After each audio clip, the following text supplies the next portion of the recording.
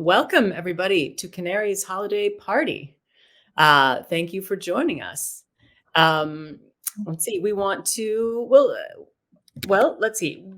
to do a bit of a look back at 2023, a look ahead at 2024. Take your questions, and let's see. So you'll see off to the right side of your screen there are a couple different places where you can drop comments in. There's a chat. Drop any comments you like, and we'll be sharing links to things that we mentioned. There's also a Q&A tab. So if you have any questions for any of us on the team or the team as a whole, just drop those in Q&A. And why don't we kick things off? We'll introduce ourselves. So I am Lisa Hymas. I am executive editor at Canary Media, and I'm going to call on my colleagues each in a random order to introduce yourselves. Allison, let's kick it off with you. Hey everyone, I'm Allison Takamura. I write the Electrified Life column. I'm staff writer here at Canary Media, and I am really passionate about home electrification and decarbonization. All right, excellent. Let's go to Eric. I'm Eric Wissoff. I'm the editorial director here at Canary Media. Welcome. Thank you for coming. There's a counter on how many people are here, and it's 8,600 people, which is fantastic. Also, one of our reporters, Maria Gallucci, is not here, and we have a tradition of assigning stuff to people who are not here. So whatever you have, we're going to give to Maria Gallucci. Well, I'll be quiet. Please introduce the next. Okay, let's go on. Wendy, please introduce yourself. Hi, everyone. I'm Wendy Bechtold. I'm managing editor at Canary Media, general cat herder, but I actually mean that literally. So. All right. And Dan? Hey, I'm Dan. I am the news editor at Canary, and I am the newest member of the team on this. Well, actually, in general, and also on this call. So thanks everyone for coming. Yeah. Maria Virginia? Hi, everyone. I'm so excited to be here. Our first holiday party that people are invited to. My name is Maria Virginia. I'm editorial producer here at Canary Media. I've been with the team since a little bit after we launched, and it's been truly wonderful to watch this newsroom grow into what it is today. So yeah, super excited to be here. Okay, great. And Jeff?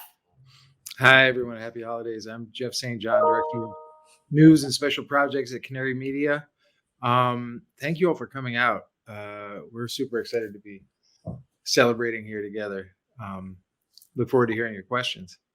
Yeah, thanks. And Julian Spector is having a few technical glitches, but will hopefully be joining us soon and mixing up a custom cocktail for the group.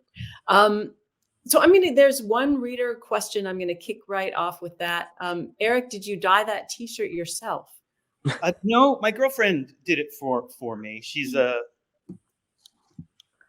late in life appreciator of tie-dyes. All right.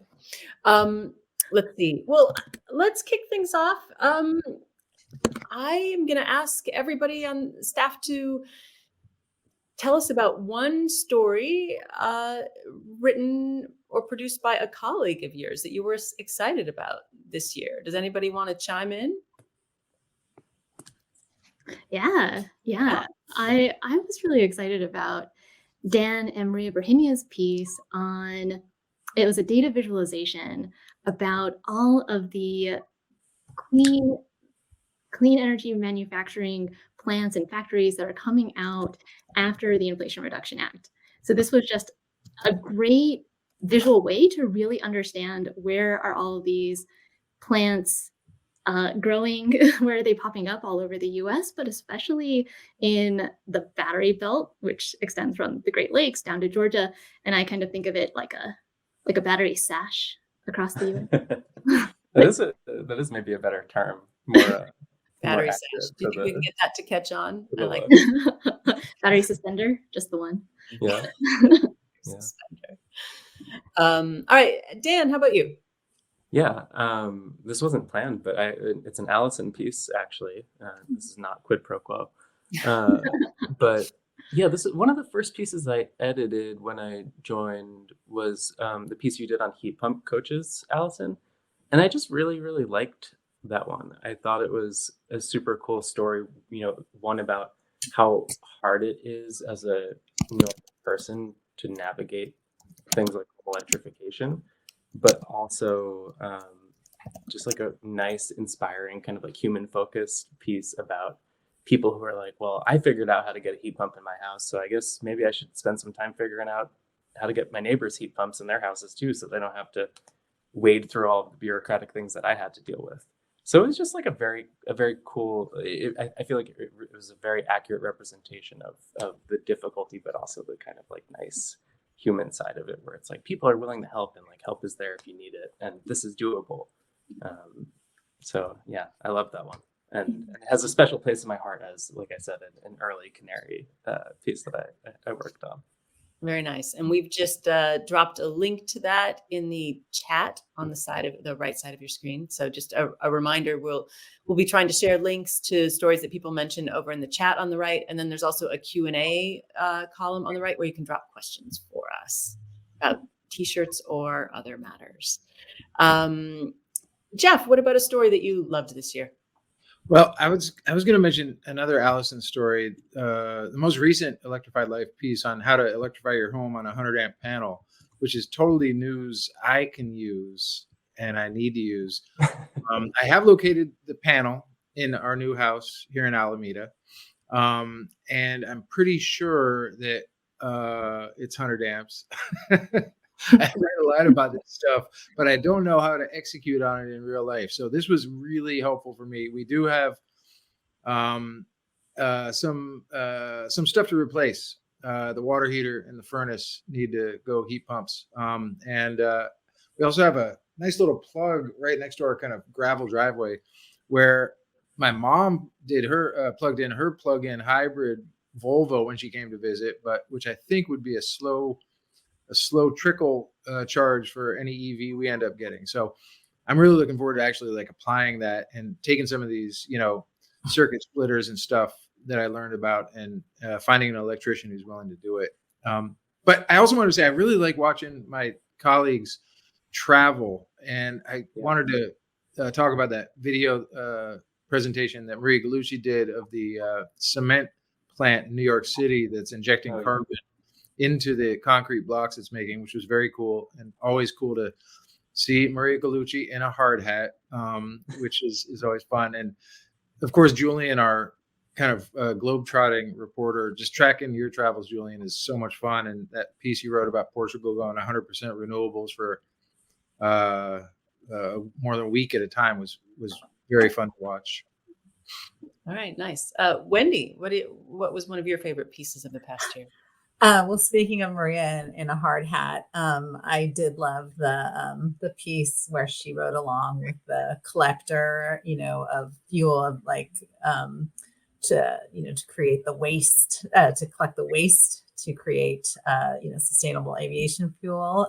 She came back smelling like it was a very visceral piece, which we don't always get that kind of on the ground visceral experience. So that was one of my favorites. Yes, definitely a good one. She was, she drove along with a truck driver who hit up fast food joints around New Jersey to collect their waste oil and fat globs to be turned into sustainable aviation fuel. That actually truly is how they make sustainable aviation fuel, or at least that form of it. Also worth mentioning that Maria is not here on this call right now because she is in a hard hat. Maybe not presently, but she is on in a hard hat this week at the moment. So more to come. She's doing more on the ground reporting. So stay tuned for that. Maria Virginia, what story did you love this year? I always love our themed weeks. For those of you that are not familiar, it's just a week long that we dedicate coverage to a specific topic. And from our latest theme week on decarbonizing heavy industry, I loved Maria's Green Steel feature. I think Maria is a brilliant writer, obviously, but that one was super interesting and I learned so much and it was just a really fun read. So that was my favorite. Awesome. Eric? Well, as testament to our team's objectivity and unwillingness to be obsequious sycophants, you'll notice nobody volunteered any of my articles. So are you going to choose your own? No, I'm not. And also, not wishing to inflate Allison's head, single out a single article, but her column on electrifying your life is a little bit of a departure for Canary Media's typical writing, and it struck a chord, and I'm so glad we're doing it. It's the type of citizenry solutions journalism that we always were focusing on when we started here, and this is a great encapsulation of what we wanted to do. So thank you, Allison. Don't get any big-headed ideas. All right.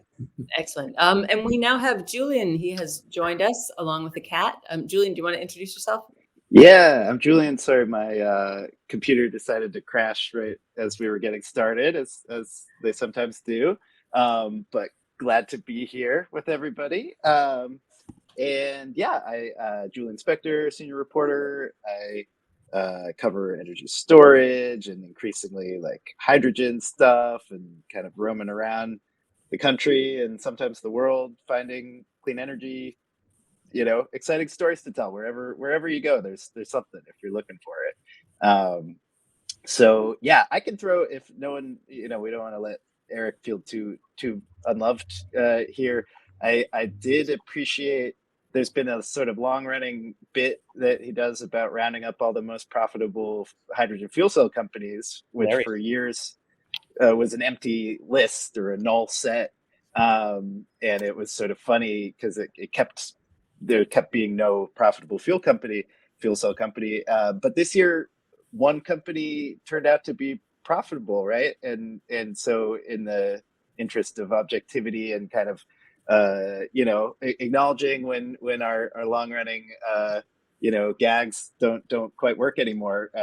He published a story acknowledging there is one publicly traded profitable fuel cell company in the world, as far as we know.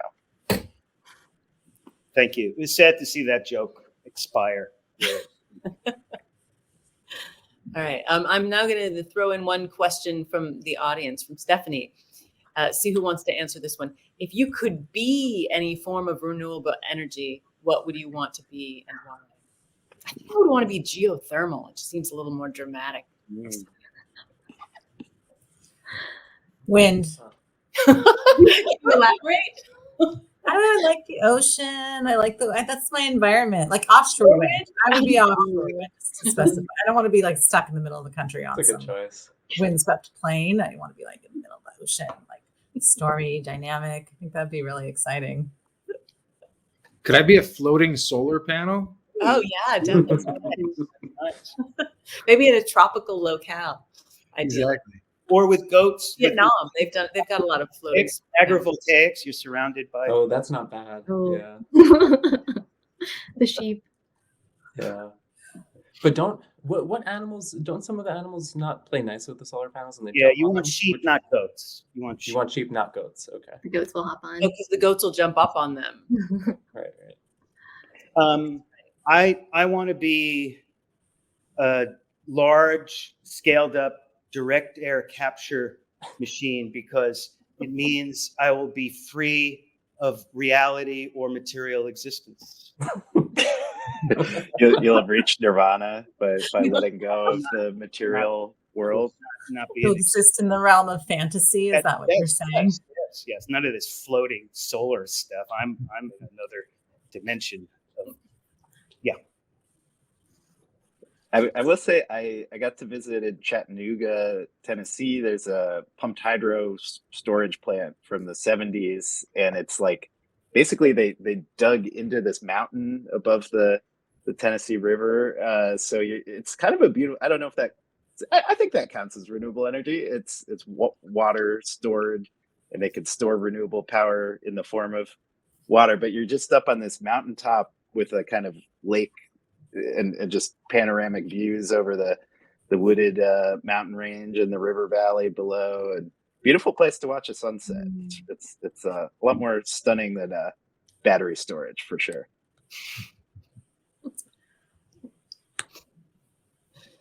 All right. All right, I'm going to toss in another reader question from Caroline.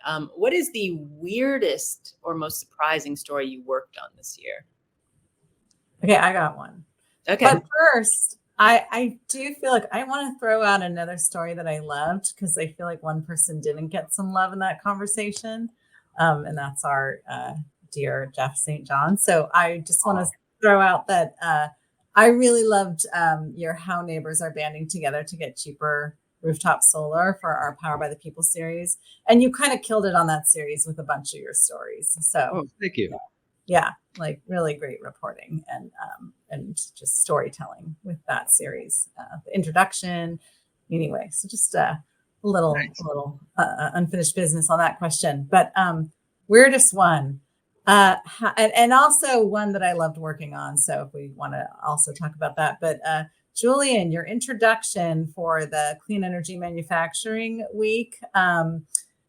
Great story. Did not see Jennifer Granholm and Joe Manchin, singing together, Take Me Home Country Roads as an anecdote for that one, practically holding, all but holding hands, that moment. I think they might have been kind of arm in arm. Like it was sort of, I feel like there was sort of a chain of people up at the front of that, ribbon cutting event. And they, it was singing in unison, deep in the heart of West Virginia. Yeah, I was sitting there watching that this was the Form Energy battery factory kind of opening ceremony, and that was a moment where you're like, "Is that really happening?" I think I just observed this in person happening, but like not what I was expecting. Yeah, it was definitely one of the most memorable story anecdotes.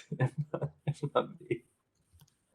It's I will say, Senator Manchin, he playing to a live crowd in his home state. It's like a very different sort of performance than what you would glean from like seeing quotes in Politico or kind of the DC media world. Any other weird story ideas, or weird stories that come to mind from the past year?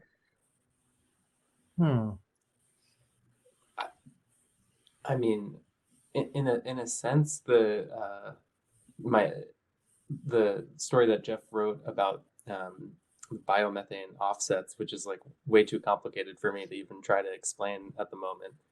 But involve manure pools, right? Yeah, it's a scheme. It's a scheme by which you can, claim hydrogen is clean, even if it's produced using fossil fuels. That involves buying offsets from dairy farms that are for the captured manure emissions.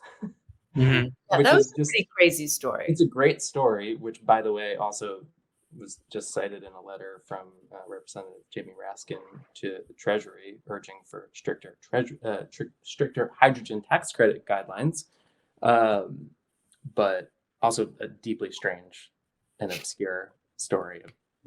Yeah, strange as in confusing. Yeah, for sure. Yeah. Wendy, Jen wants to know if we're going to fit in a themed week still in this year. Do you think you can get one going before the end of the year?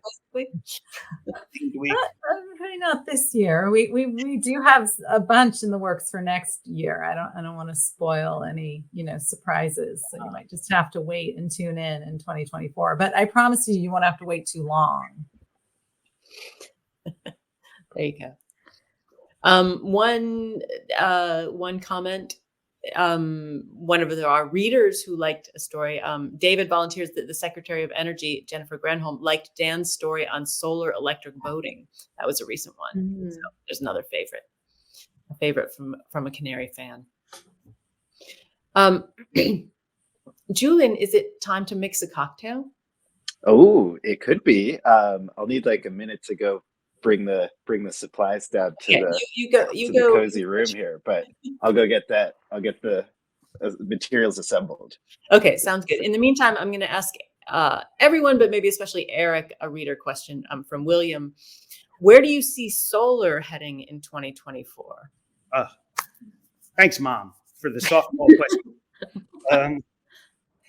So 2023 was a banner year globally and in the US, with 430 gigawatts and 32 gigawatts respectively installed this year. Next year, it might go down because things go up and down in the solar industry, and it's not this one linear. And anybody in the solar industry knows it's a solar coaster, and it's not this perfect linear curve. So 2024 is set to be a less growth year, not a down year, but a less growth year in solar in the United States. A heck of an up year in China in 2024. So if you're not talking just about the United States, China's going to install a huge amount. And it's being perturbed by tariff scares, the same situation we've had for 20 years. But it's counteracted by the fact that China's producing 10 cent per watt solar modules. So that's a quick answer on 2024. Right. Thank you. We'll hit another reader question. This one's from Jacob. Which topic areas deserved more coverage or attention in 2023? Either from us or just broadly in the media.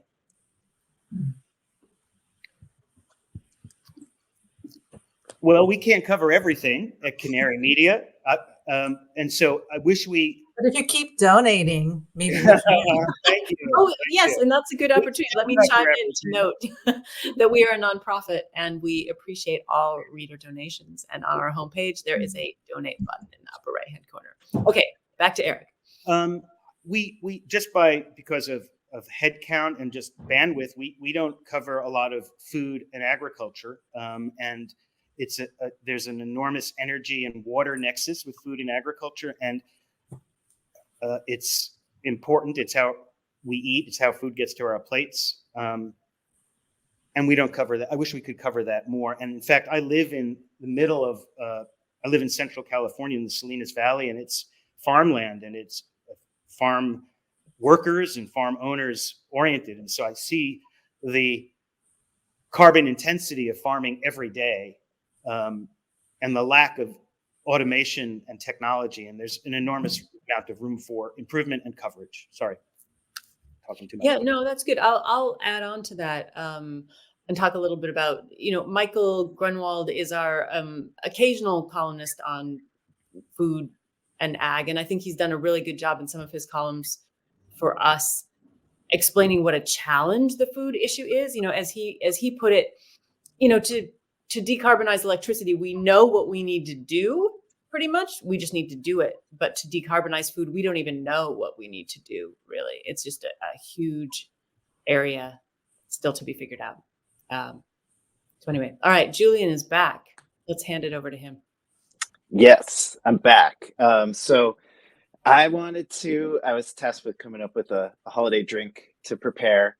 And I decided to take inspiration from the Portugal reporting I did about how the whole country of Portugal, 10 million people, powered itself on just renewables for 6 days in a row this fall. So we're working with, it's kind of just a riff on a port tonic, which is a popular drink there. So we're starting with white port, which is not the kind of aged, more dark and syrupy type. It's a little more crisp and refreshing. And so we're trying to channel all the different renewable energies they had when this storm came in and really whipped up the wind and the water. And, so we're starting with a good glug of the white port. It's low ABV, so you can kind of, you don't have to hold back too much there. Then I'm going to drop in a little pinch of salt to symbolize the sea and the ocean. And I like kind of salty, briny drinks because they make you thirsty for more. And then load it up with some tonic water, which I think is kind of, that's like the wind and the waves. It's kind of like turbulent, the bubbles and everything. And then I have orange wedge, which is kind of like the sun, because there was still a little solar power coming in the inland. So you have sort of wind, waves, sun, stir it all together. and it should be a refreshing, clean tasting cocktail to enjoy. So let's see. Yeah. That's nice. That's good. I'm gonna go buy the ingredients. Well, what do you call it? What's its Oh, name? let's call it the Winds of Nazareth. Wow. Yeah. Wow. Yeah. All right. Um, We'll pull together that recipe. We'll share it. We'll share it on our socials. So stay tuned. It's really good. Sometimes it's a little hard to find the white port in this country, but if you've got like kind of a specialty, liquor spirits store, they should have it. Yeah, All right. it's good. It's good. It's very quaffable. Cheers. Sounds good. You must follow surfing here. Did you see that wave? Well, yeah. I mean, so Nazaré it's on the coast, and they get literally the biggest waves in the world there. So, the storm that kicked off the renewable, record, there were some crazy. There was like 40-foot waves coming in, and they do have wind turbines like just on the inland. Like if you're out on the rocky promontory watching these big wave surfers, you see wind turbines all along the hills just inland from there. So they're soaking it up. The same forces that are smashing the waves in across the Atlantic are powering the country with clean energy. All right. I like it. And there's a carbon dioxide to vodka startup story on Canary Media in case you want to follow the alcoholic thread. Yes, that's true. All right. We've got a question from Tor. He's trying to think of a good hashtag for the solar industry. He says, I tried hashtag solar is now a few years ago because he was tired of hearing people say solar is the future. And he suggested hashtags. What should the solar industry's hashtag be?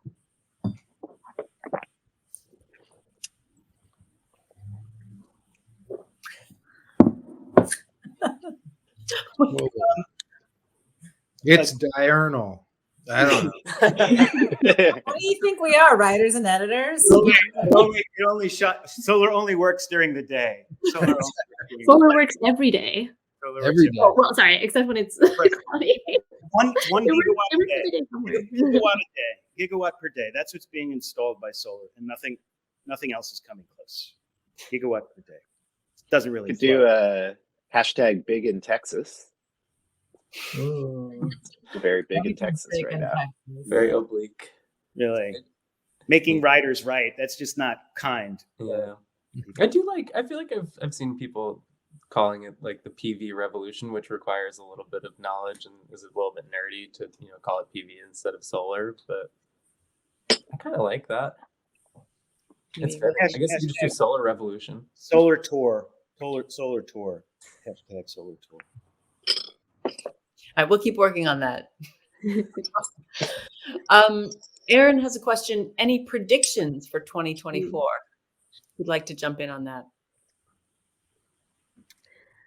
Yes, I have a prediction. So the IRA made provision for rebates for home electrification and efficiency improvements. Those rebates are still forthcoming. So it was thought, at the beginning of the year that maybe some states, because they're the ones who will administer these programs, would get their programs up and running. But that has not happened. But I do think in 2024 that Maine, Massachusetts, and California will be the very first states to roll out their own programs. So we'll see. I like that. It's a very specific prediction. Yeah, falsifiable. That's good. I know. I could be very wrong. But no, that's good. Those are the kind of bold predictions we like. That's like the trifecta. They're very progressive with their incentives already. So I think they have like a good foundation to start from to roll out their rebates. Excellent. Nice.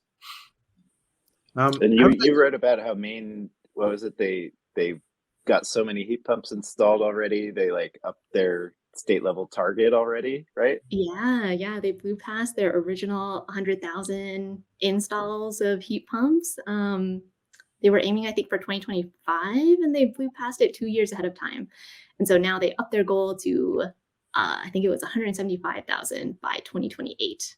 So they are just cranking them out. Jeff, you were going to say something?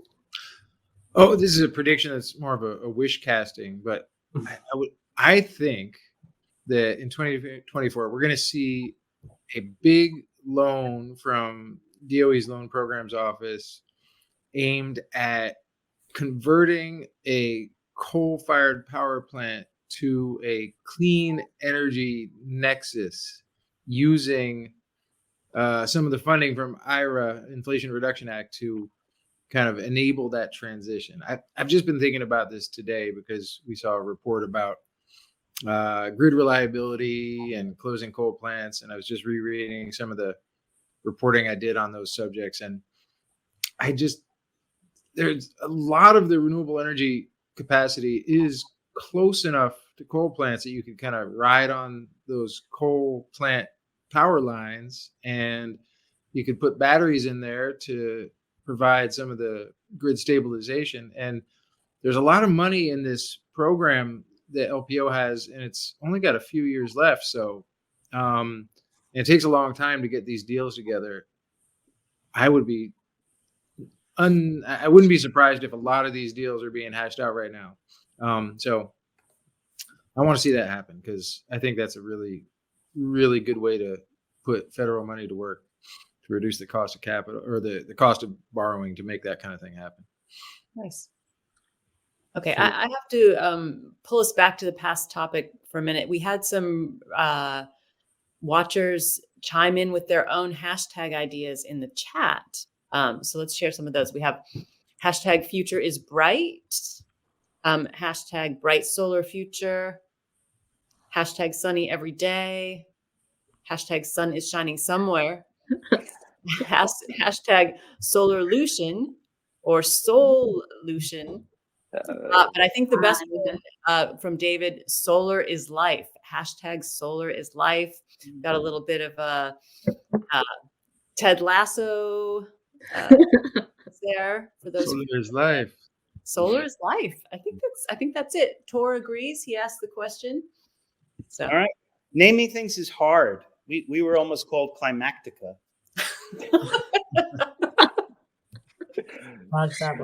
Also a good choice. For the predictions question, to just add on to that, there's been some more specific questions kind of asking about like low cost storage in 2024 or new hydropower technology or wave tidal energy. Does anybody want to speak to, what's on the horizon for any of those?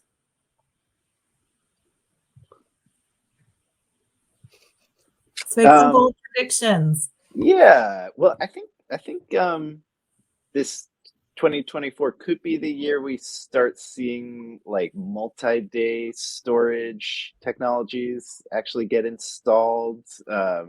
There's been some flow batteries already installed at kind of large scale, or they're finally getting to large scale. But groups like Form Energy with the ability to store clean energy for multiple days in a row. There's supposed to be some initial ones, I think, coming 2024.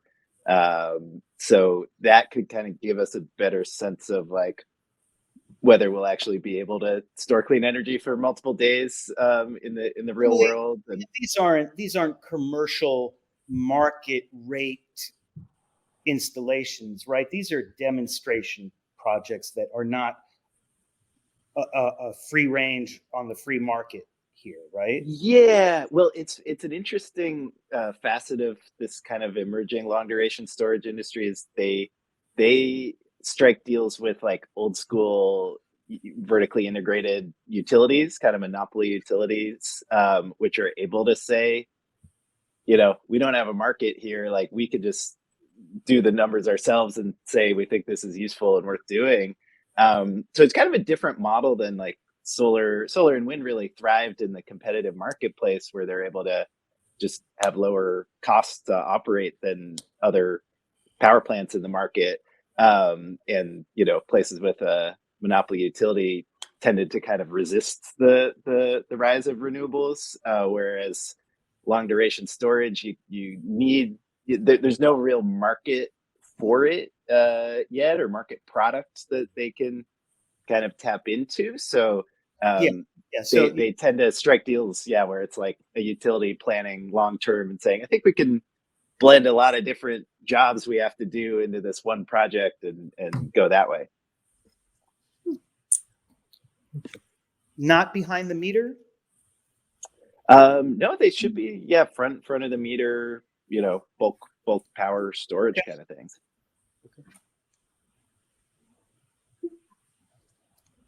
All right, we've got a reader question. When will wave or tidal energy take off in the US? Anyone have insight on that? Okay, I have a little bit of insight. This is not an area I have written a story about, but I did visit the National Renewable Energy Laboratory. And when I spoke with a researcher there, because they have like a demonstration wave tank so they can test models of wave energy forms. This researcher said, think of it like we are like today, we're still experimenting with a lot of forms of wave energy. And it's like where wind was decades ago. So like 30 to 50 years ago. So we're there.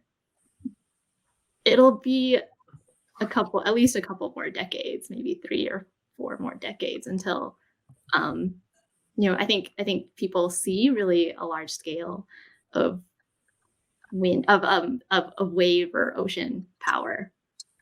That was my sense from that one researcher. Mhm. Interesting. Good. Anybody else have thoughts on that? Yeah, I did. When I was in LA, I visited, I guess it was out in Long Beach. There's kind of like an incubator in one of the old sort of dockside warehouses that is trying out different ocean related technologies. And so they were doing a pilot of this one that sits on like the pier or a seawall, and like waves kind of, as they're hitting the seawall, like pushing the things and generate some power. So like I don't know where that's at in terms of like broader adoption in the US, but the main problem with the ocean power is like the ocean's really powerful. The ocean part of it. Yeah. The ocean part, so it's like the same forces that they're trying to harness to create electricity tend to just destroy whatever equipment you put out into the force of, you know, the ocean.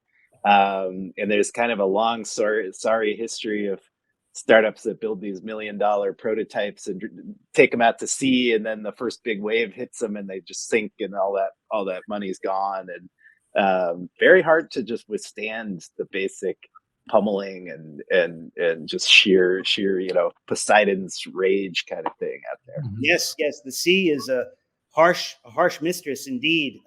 We wrote a story a long time ago, 15 years ago, about a underwater wind turbine company who was installing stuff, I think in the Verrazano Narrows in New York, only to see, first they did some testing, and they noticed that they were turning a lot of the fish into ceviche at some point, and they had to make some modifications on that.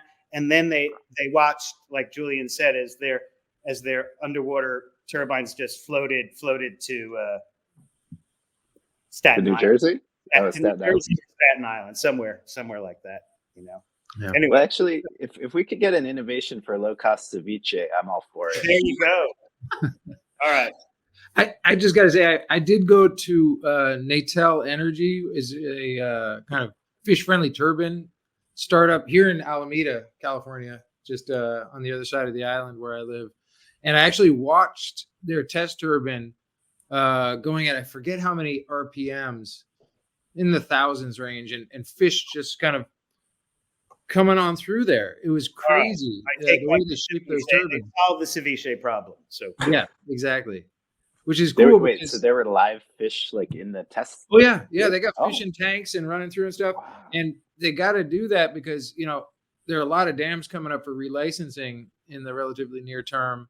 And having a fish-friendly turbine and turbines that can come in smaller packages than the traditional hydroelectric turbines that they have could be a really interesting way to kind of not just allow for the relicensing of a bunch of dams that may face environmental, ecological challenges otherwise, but to kind of expand the capacity for. But despite the potential and the stories and the column inches filled about stories with this thing, there's never been a real commercial long-term producer of this stuff. And it's been 20 years of stories of people trying to develop it. In Santa Cruz, up the coast, there is actually a blowhole that they used to harness the wind from that blowhole for that's the best we can do, I think. Really, true story. There's like wind coming out of the earth, like or the sea? The force of the wave creates a pneumatic pulse. Okay. They're able to harness the pneumatic pulse. Okay. Slight change of topic. This is a good question from Nick. They want to know what for each of you sort of sparked your initial curiosity or interest that drew you into the field of clean energy and clean energy reporting. And Maria Virginia, do you mind if I ask you to answer first? I'd love to hear the answer from you. Yeah, absolutely. To give you a little bit of a shorter answer, I guess, I was always interested in issues of human rights. I grew up in Colombia, where I am now, which is why it's very warm here. And it's a country that has a tough history with human rights and a tough history of warfare and challenges here. And so I think that made me really aware of wanting to solve problems that affected people in a deep way. And as the second you start learning about climate change, you start realizing that this is already the biggest one that is going to probably affect the largest number of people. And so that was my light bulb moment, in that if I really cared about human rights and human welfare, this was the way to really maybe affect change. In terms of the communication side, I think for a long time we've had a hard time communicating this effectively, not just the big problem of climate change, but how complicated but feasible a lot of the solutions are. And so, yeah, it's a complicated problem that keeps me learning every day. And yeah, that's why.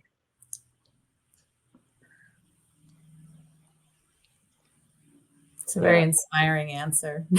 That's Dan? a good answer. I mean, I feel like I had a sort of an experience that I think other people have had of, in over the last couple of years, just kind of feeling a sense of dread when I thought about climate change, and just, a little bit of anxiety. And before I knew anything about clean energy or progress that is being made in dealing with the problem, there's just kind of like this sense that, oh, this is a really big issue that like nobody's paying attention to and stressing me out. I'm not going to even think about that.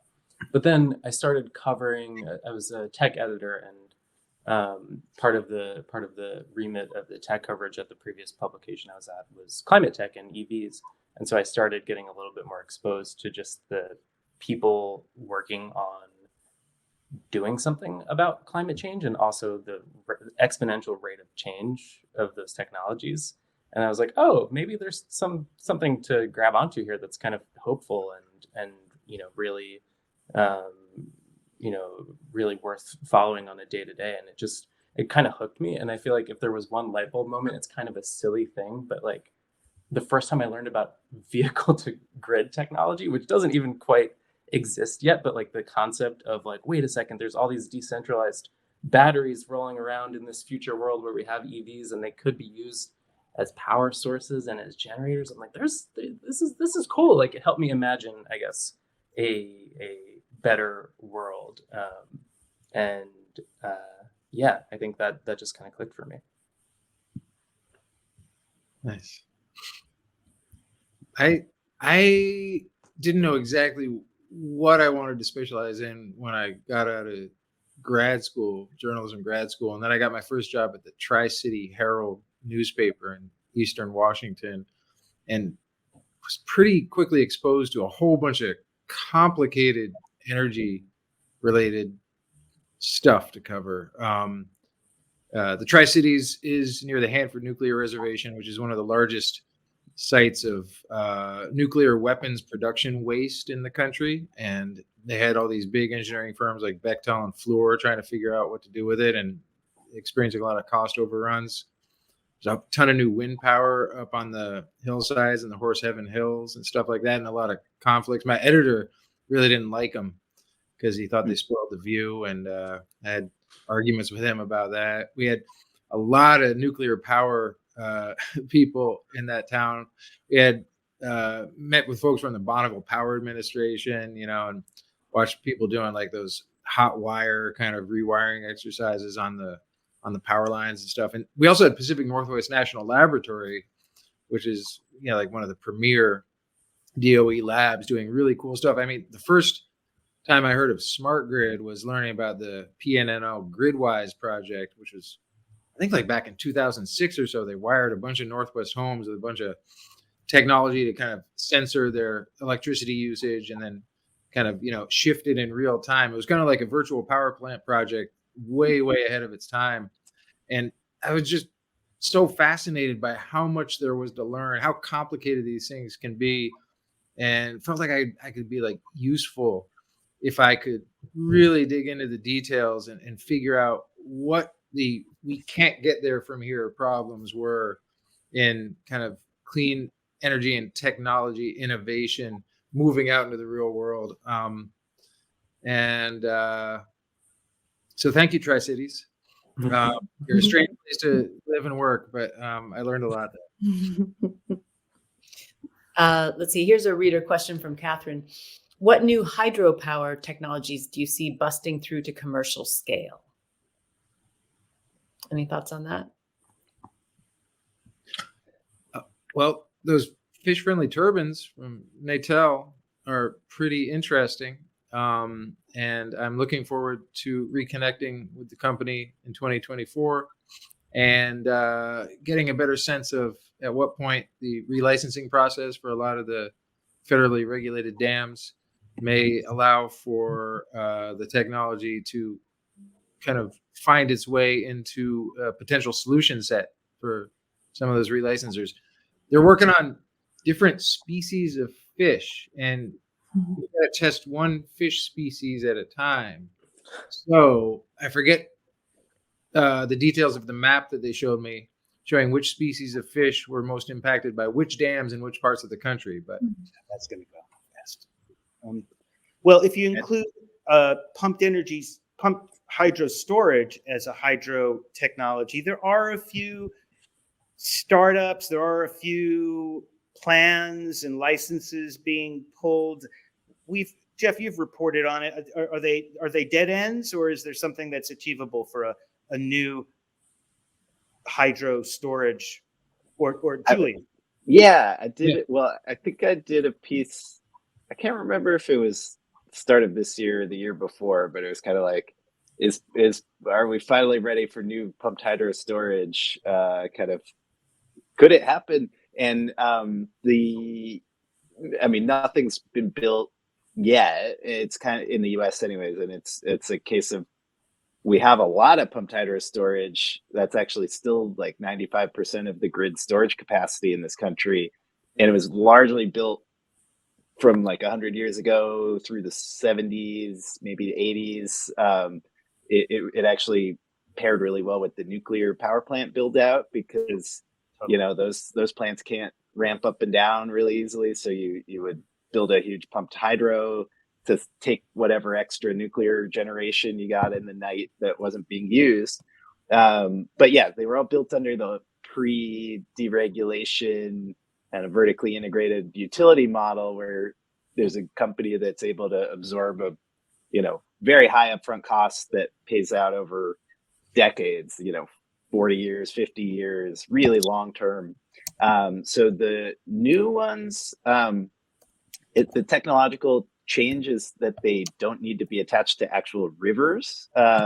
So you can do it with two purpose-built reservoirs that are at different heights, and that way you're it's way better from a kind of environmental permitting standpoint, because you're just digging reservoirs and running a pipe between them, and you're not messing with existing riparian ecosystems. So there are active permitted projects in development in like the Pacific Northwest, and I think Montana, or up in the kind of that part of the country. I'm going to interrupt, because since we're talking about huge, large projects, I'm going to, Lisa, thank you for your question. What is my prediction for 2024? I appreciate that. Speaking of large projects, there will be no nuclear connected to the U.S. grid in 2024. That is my prediction. It's also my prediction for 2025 and 2026 and 2027. I'm even going to go so far as to say it's my prediction for 2028 and 2029. Another note, 2024 is going to see a lot of political pushback on the incentives and efforts and even the manufacturing jobs that are being created in red states. And so politicians, press people, trade organizations are should be ready for this assault on things like LPO loans and other clean tech efforts in 2024. So here's a question from Peter. COP28 committed to tripling renewables globally. What sort of incentives do you think this will spawn in the US? I would say, I think none at the federal level. I think the Inflation Reduction Act is what we're going to get, and we'll be lucky if we can hold on to it.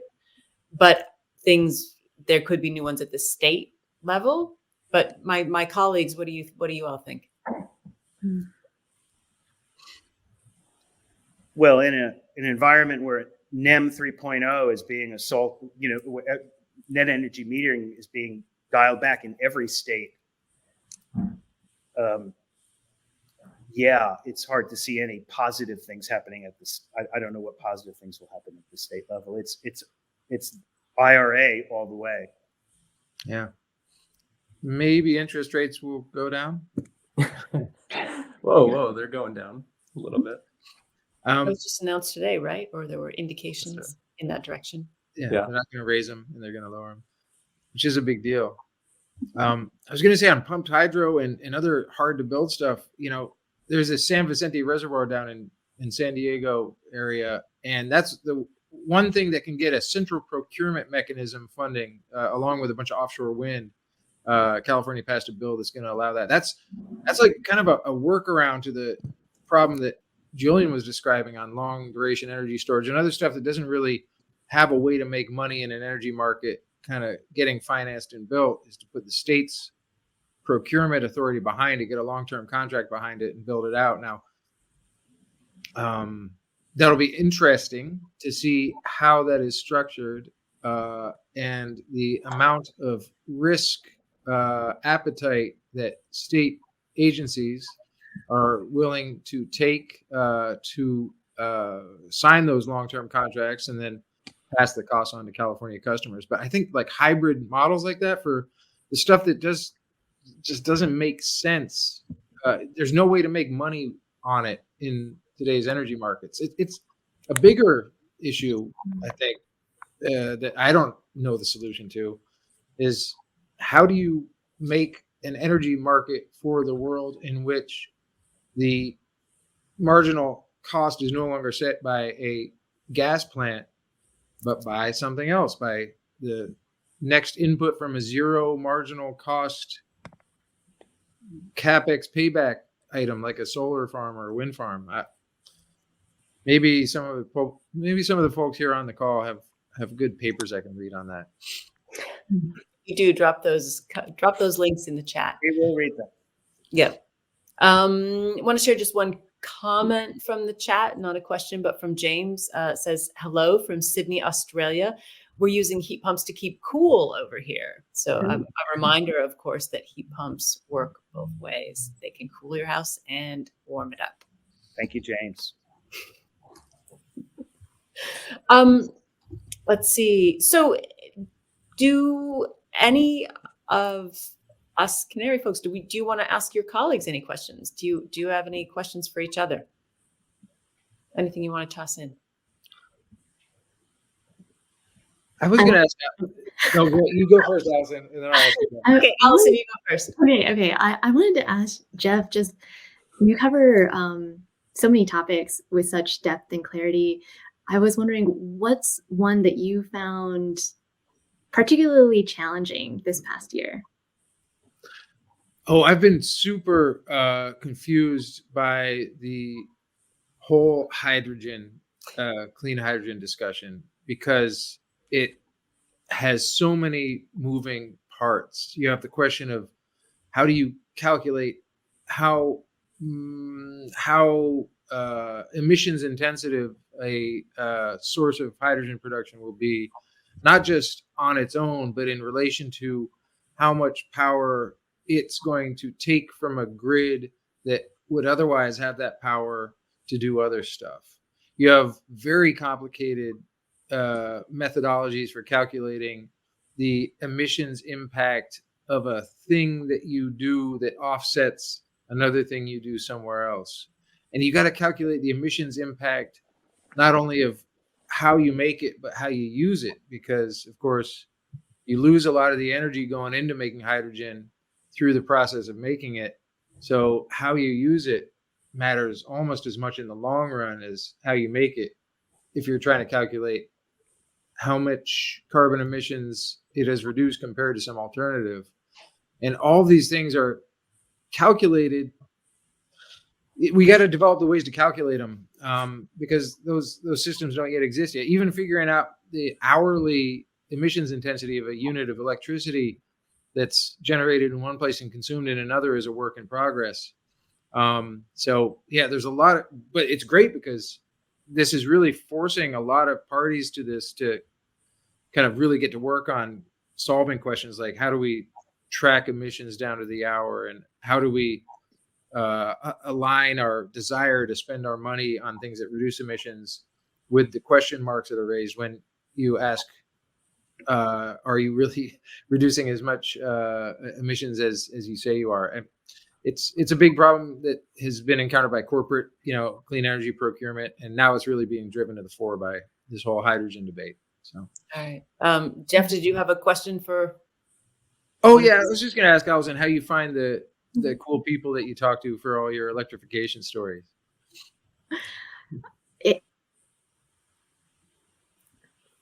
Is Allison freezing? Oh no. She doesn't want to reveal her secret. We don't reveal Nice, the sources. We don't reveal that. There's an app for that. Nice dodge. All right. So we have just a minute left, right? We have just a minute left. So just from me, thank you to everybody on who attended, everybody on this chat who asked these great questions. And this is fun, and we could go on for hours for sure. I know that if you signed up for this, you're probably a Canary fan, but we are a nonprofit and we depend on the public for support. So if you haven't supported us yet, press the donate button on our website. And thank you for attending. I don't know if we need, Lisa's going to finish this, but thank you for attending. You stepped in. It's all you now, Eric. Thank you for reading Canary Media in 2023. Yeah, no, thank you. Thank you so much, everybody who tuned in, everybody who reads us. We really appreciate you. We wish you happy holidays, happy new year, and a 2024 full of good, clean energy news. That's right. You're here. Thanks, everyone.